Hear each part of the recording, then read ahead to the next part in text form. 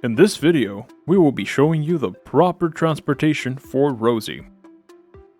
One day, we will live in a world where your vacuum follows you around and vacuums at your command. But until then, she needs a bit of help.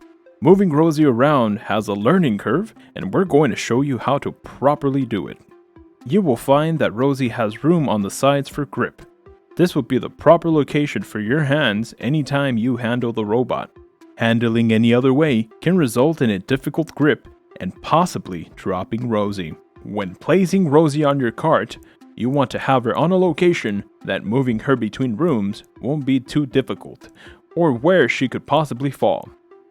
This could be under your linen or trash bag, on top of the linen or trash bag, or in a space specifically created for the robot. When placing the robot in a room to clean, you want to choose a place that is close to your cart and not in your way. Anytime you put Rosie down or lift her up, you want to make sure you are using your legs to do the work, not your back. Align Rosie parallel to the walls and make sure that she is powered on. When placing the robot in the hallway to clean, you want to choose a place that is in an open, low traffic area. Anytime you put Rosie down or lift her up, you want to make sure you are using your legs to do the work, not your back. Align Rosie parallel to the walls and make sure that she is turned on and ready to go. Once Rosie is done and returned to the location you put her down, she's ready to be placed back onto your cart.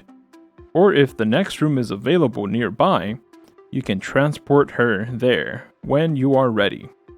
When choosing where to leave Rosie overnight, choose a location on a shelf where she is secure that isn't too high. Once Rosie is done and returned to the location you put her down, she's ready for the next assignment. When choosing where to leave Rosie overnight, choose a location on a shelf where she is secure that isn't too high.